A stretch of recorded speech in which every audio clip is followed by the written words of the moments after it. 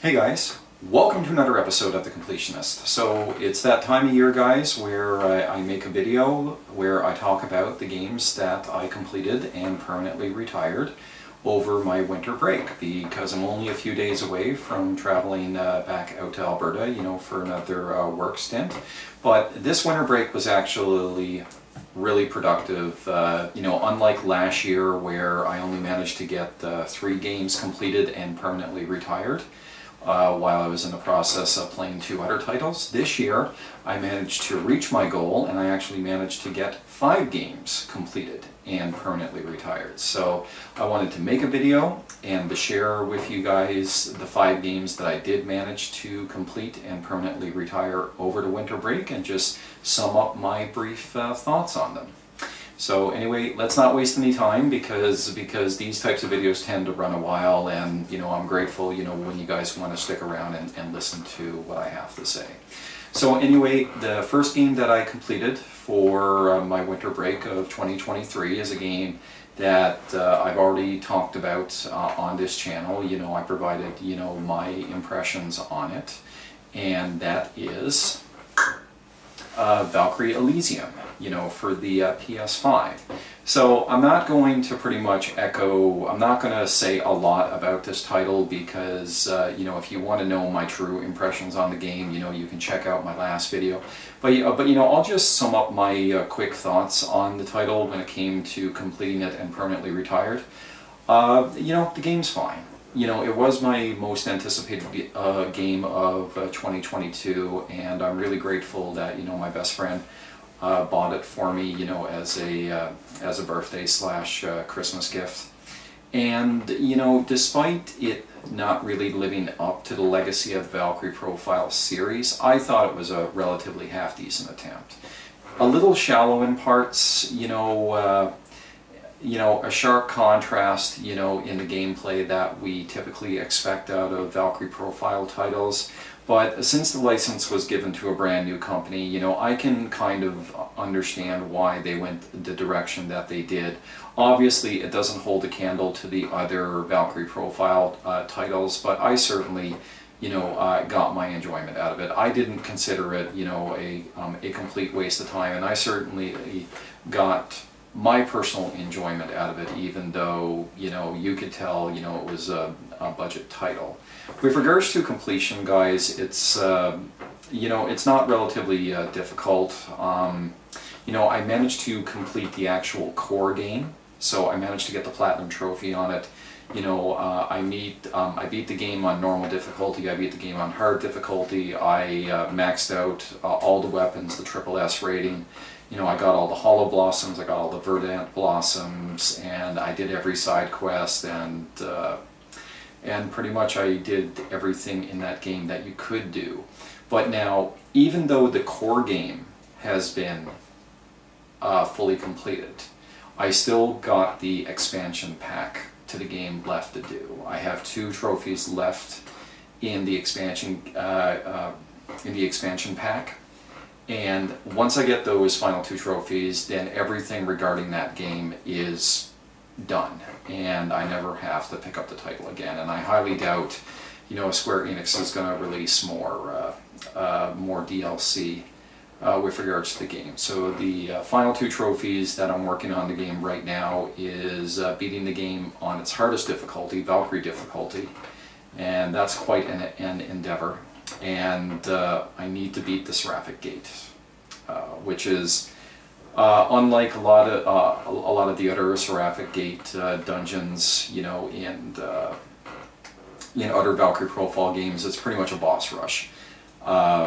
With either you're fighting a bunch of bosses at once or a bunch of enemies at once, and you got to do 20 floors. And the best that I've managed to do out of the few times that I have played it, I got as far as floor 12 out of 20. So it's just a matter of persistence, and it's the same thing with beating the game on Valkyrie difficulty. It just takes a lot of patience, and I gotta really perfect learning the parrying system and how to dodge properly, because you just can't go in and attack all the enemies at once, especially on its hardest difficulty, or you're just going to get pwned. And so I'll probably touch the title again, you know, once I get home, because, like I said before, once I get the final 2 trophies on the expansion pack, you know, then everything about the game is permanently completed. And but the core game, I already got the Platinum Trophy, so I'm still considering the core game completed, just not the entire game overall. So anyway, that's the first game for that I managed to complete for my winter break of 2023. For the second game, guys, I decided to go towards the Nintendo DS. And this game is often regarded as, by a lot of hardcore JRPG enthusiasts, as the best JRPG for the Nintendo DS. And it was released in 2011 in North America, and that is Radiant Historia. Now, I know Radiant Historia's had a deluxe release, I think either for the 3DS or the Switch or something along those lines, but I just played the bare bones original game for the Nintendo DS. So, what did I think of it? Well, the way that I look at Radiant Historia is, you know, it's a nice concept, but it came across as incredibly mid-tier to me. You know, I appreciated what it did differently compared to a lot of JRPGs, but by the time I finished it, I didn't feel a sense of wowness or epicness to it.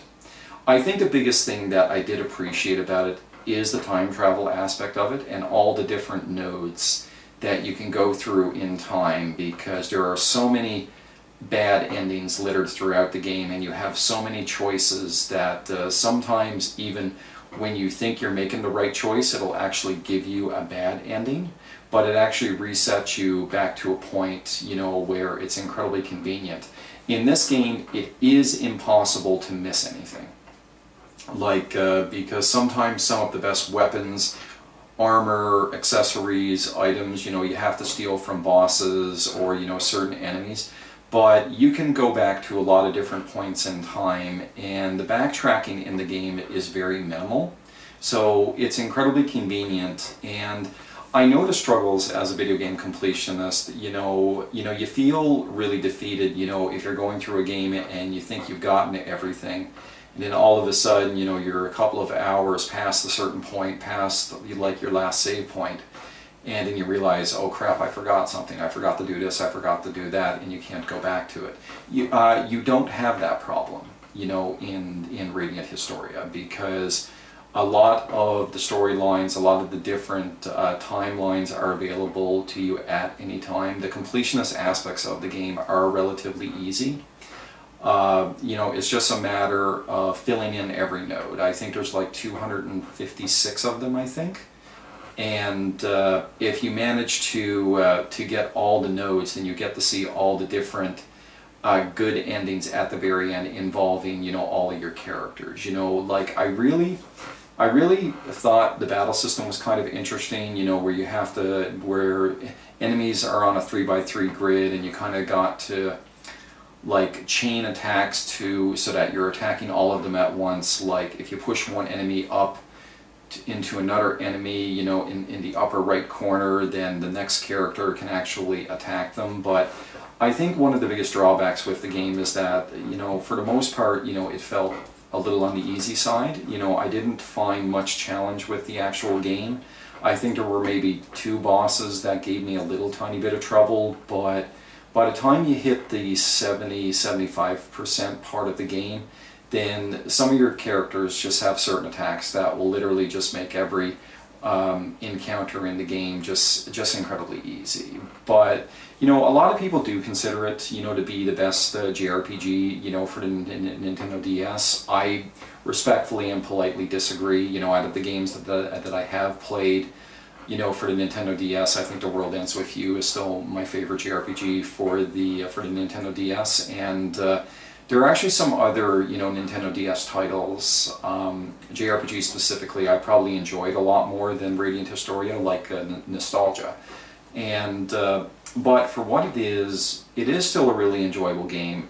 it's a fairly competent story, but nothing about it gave me that wow factor. You know, it was just, you know, kind of par from the course. There was really nothing about the story that, you know, I kind of found surprising or anything along those lines. You know, you have certain characters that, you know, that pass away that you felt that, you know, were going to be a part of your main party. But even despite the mid-tier nature of this title, you know, I still got my enjoyment out of it. So, and the biggest thing I really want to compliment this game, especially besides the easy completionist requirements, is that it's that perfect JRPG length. Usually, you know, a lot of JRPGs, especially these days, you got to sink hundreds and hundreds of hours into them, you know, to fully complete them. This one, you know, on the website, How Long to Beat, I think the average completionist time was like 45 hours, and I managed to complete it at like 51 hours. And that's a perfect length. That's a perfect length for a completionist run on a JRPG. Usually, you know, you can beat the game in about 25 to 30 hours, but I find if you can do everything in the game, you know, within that 50 to 60 hour mark, then that's the perfect amount of time, you know, to actually get a game completed, because it doesn't feel like that much of a time sink. So, you know, it's definitely a great title, but it's a mid-tier JRPG title for me at best. But ultimately, I still got my enjoyment out of it. So with two big JRPGs out of the way, you know, one action-based and one turn-based, I was kind of running out of time to actually get the remaining three, to get the final 3 games completed. So I went with 3 relatively easy titles that I could just knock out of the park. So the third game that I managed to complete and fully retire is an NES classic that I ignored for far too long, even though I was aware of its existence. I've seen a lot of people, you know, play it, but I never looked into it that much. I've heard a lot of people say a lot of really great things about it. I did start to play the game back in December of 2022, and it was only a couple of days ago that I actually managed to complete it and permanently retire it, and that is Faxanadu for the NES, released in 1987. So what did I think of it? Guys, I love that game. I really enjoyed that game a lot more than what I thought it was. And I think one of the reasons why I probably really enjoyed it is that the game was tough, but it was incredibly fair. And I kind of like games that kind of find that perfect balance between being tough, but also having that addicting factor to it, that, you know, you're getting a little further and further in it every time.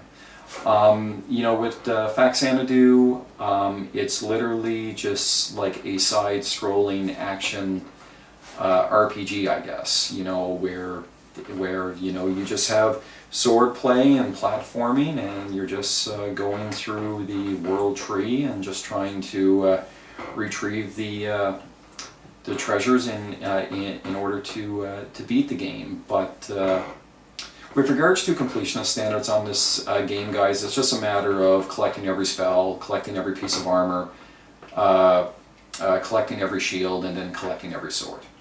And sometimes there was a little bit of backtracking involved, and it's very easy for enemies to whittle away your health. I can't tell you how many red potions I went through, especially going through the game, especially late game.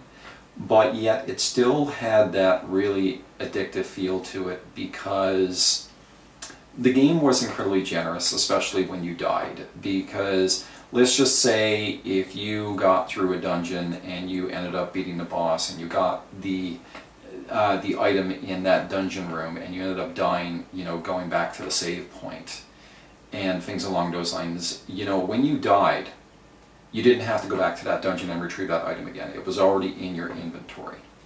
So that was incredibly convenient. And you know, personally for me as a video game completionist, especially when it comes to old school games, you know, I don't don't personally do save states. I don't. It's just a matter of personal preference. You know, I'd rather do the game plain Jane vanilla style.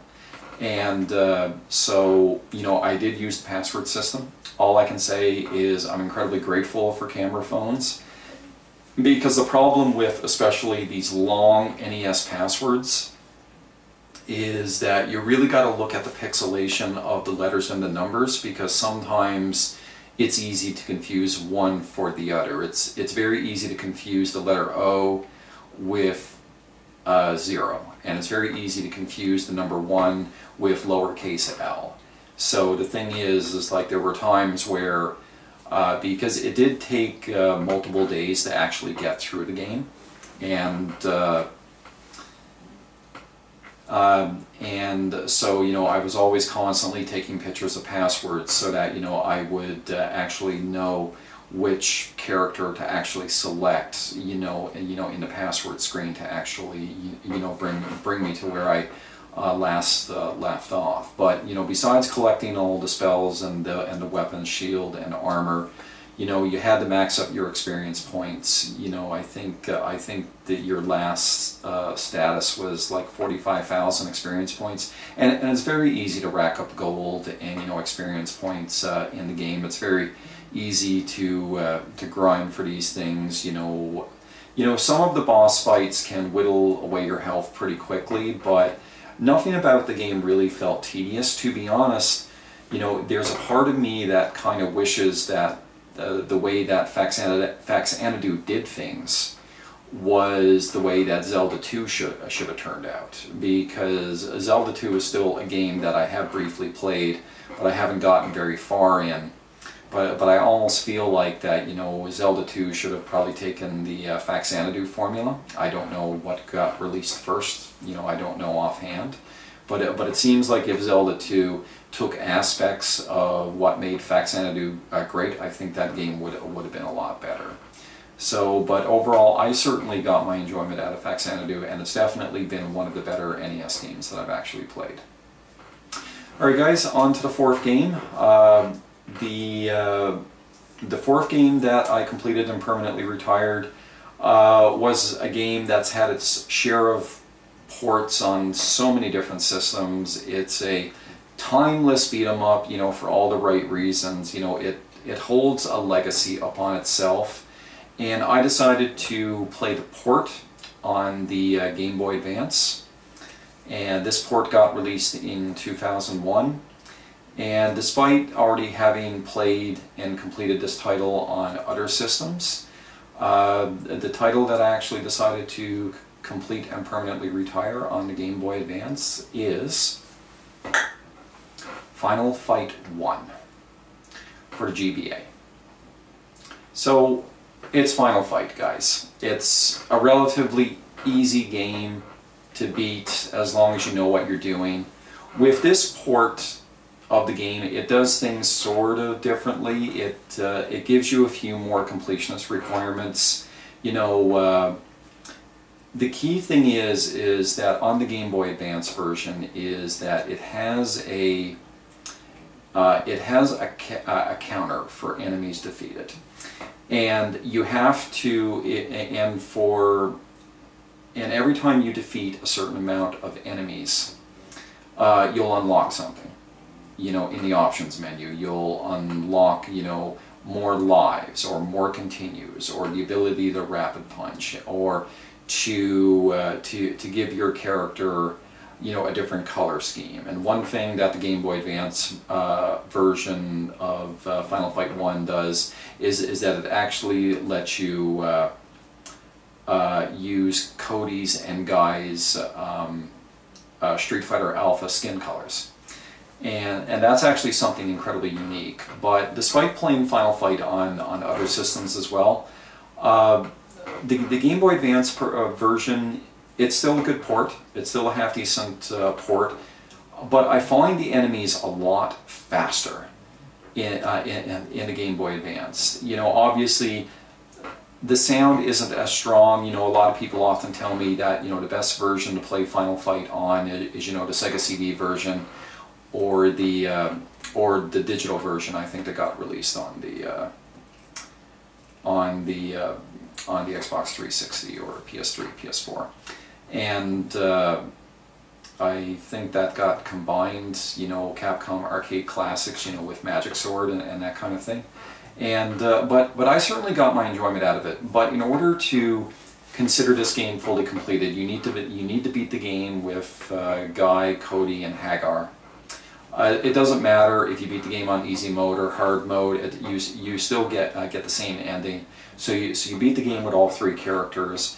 But the key unlockables is that you get access to everything in the options menu. Is that if you defeat more than 2,000 enemies. So that took me quite a few playthroughs, you know, to actually get up to that number. But you know, things get relatively easier, obviously, you know, the more enemies that you actually defeat, and you get options, and you get more options accessible. You know, there's even a stage select, so you know, you can go right to the final level. And so it took me quite a few playthroughs to actually plow through it, but you know, once I beat the game with all three characters and I exceeded the 2,000 enemies defeated, then there was really no reason for me to play the game anymore, because there was literally nothing else left to unlock. But in all honesty, guys, it's Final Fight. And it's a timeless beat 'em up for a reason, and it still has that legacy, and it's always going to have that popularity no matter how many systems it gets released for, because it's not only a timeless classic for beat 'em ups, but it's also a timeless classic, you know, for the arcade scene as well. So it's a wonderful title. I decided to give the port on the Game Boy Advance a try, and even though it's not the best port of the Final Fight game, I certainly got my enjoyment out of it. So anyway, guys, for the final game, I just completed it a couple of days ago. I decided to do something relatively simple, and I went with a title for the Game Boy that got released in Japan, and it also got released in Europe, but it never had a North American release.